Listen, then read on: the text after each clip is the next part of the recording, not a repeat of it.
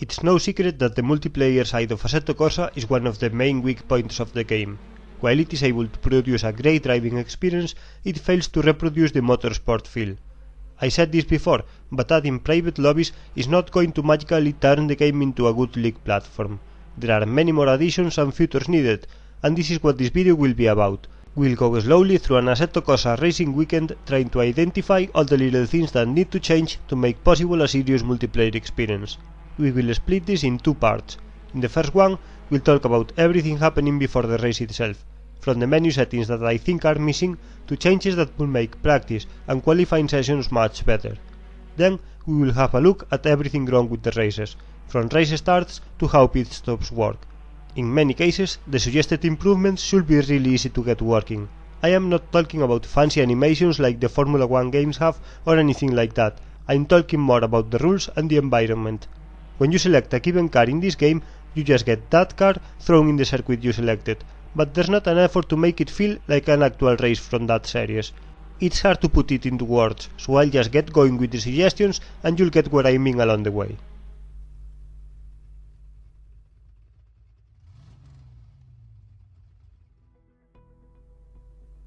A quick look at the current menus tells us about what kind of things we should be able to control once private lobbies come. On top of the length of each session, we will probably get control over what assists will be available to all players. We can also see the fixed setup option.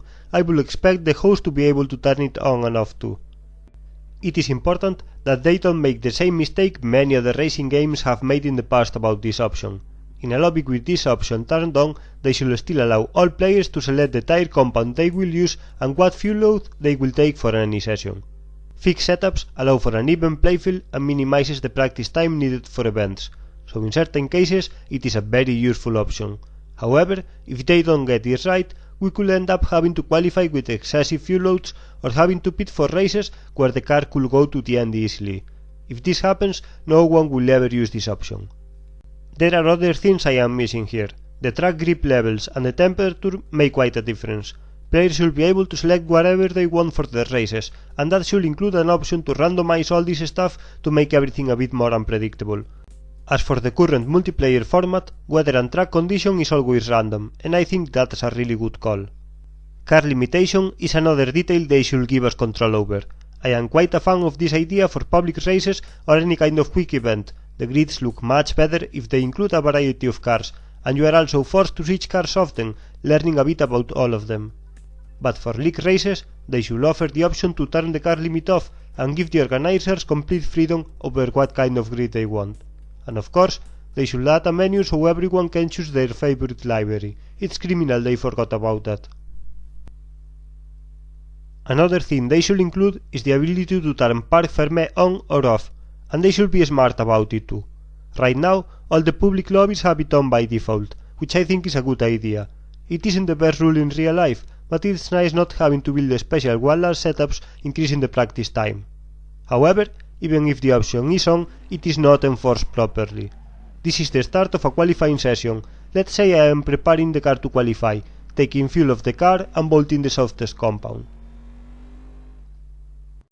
Now let's jump ahead to the final minutes of qualifying. The game is about to boot the race session, and as soon as it does it, we are locked away from the setup screen completely. So, why do I say this is not working? Because I cannot change the fuel load or the tire compound now. I am stuck with whatever I qualified with. That means we are forced to sacrifice the final minutes of qualifying to change the fuel load and the tires, or our race will be ruined. This is quite stupid. But it gets even worse. The way Parc Fermé works now does not make it impossible to use special one-lap setups, which is the whole point. We go back to the final moments of qualifying, and you can see nothing stops me from making setup changes now. I could do my qualifying laps on a special setup and then load a race setup in the final seconds of the qualifying, completely bypassing Parc Fermé regulations. So, how should this work, you ask? It's easy. Your setup should be locked the first time you leave the pits in a qualifying session. From then on, you should only be allowed to change the fuel and the tire compound at any time, including the pre-race screen. That way, everything works as supposed. In a lobby with no practice, people still get to load their setups at the start of the qualifying, before going out. You also make sure the people actually qualifies and races with the same setup. And finally, that way, we are not forced to be in the garage in the final minutes of qualifying, changing our fuel load and maybe the tire compound too. Okay, so now we got all the menu and rules stuff out of the way, let's talk about qualifying sessions. There's a bit of a problem with them right now, and it's the return to pits option. One of the most exciting things about a real qualifying session is that you have to deliver right there and right then. You have to do a fast lap and you simply cannot afford to be in the car. If you do it, you will start from the back. That is not the case in Assetto Corsa. You can make all the mistakes you want and always recover. That promotes kamikaze driving and changes the way you approach qualifying. You simply drive like a maniac until you manage to complete a lap without crashing. Let's see what I mean. These are the opening minutes of a qualifying session. You can see I haven't scored any lap time yet. If this happens to me, the session should be over. I should have got terminal car damage and be out of qualifying. Instead, all I have to do is to pause the game, hit the pits option, and voila! I'm back at the pits ready to go out again immediately. They should give this a big rethink. Even a game like Formula 116 got this one right.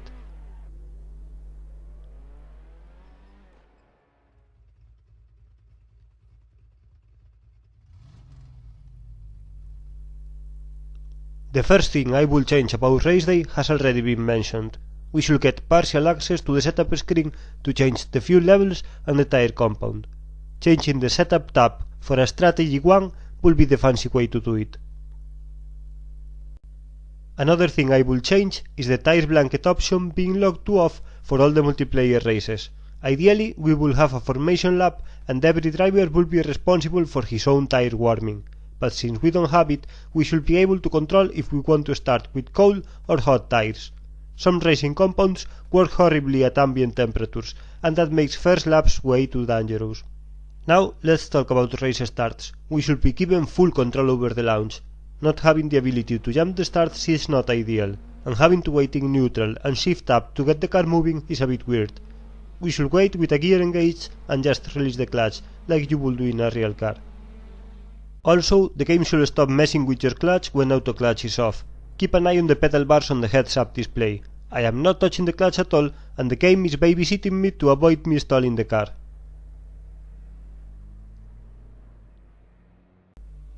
Pit stops are another area that need a complete rethink. At the moment, we must select what work is done in the car once we are parked, fighting with a menu. I can tell enough how ridiculous it is to be stopped in your pit box with the crew waiting around your car while you tell them what to do.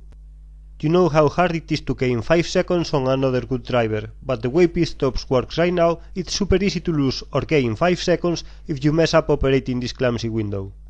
Now, one good thing. Repairs are not free like in project cars. While refueling and tire change are relatively fast, fixing your car is not. Any component you choose to replace is going to cost you time, so you don't get by default a new engine in every pit stop. I haven't checked if the time the refueling and the tire change take is different for every class, but in case it is fixed, and I don't know if it is, then that should be changed.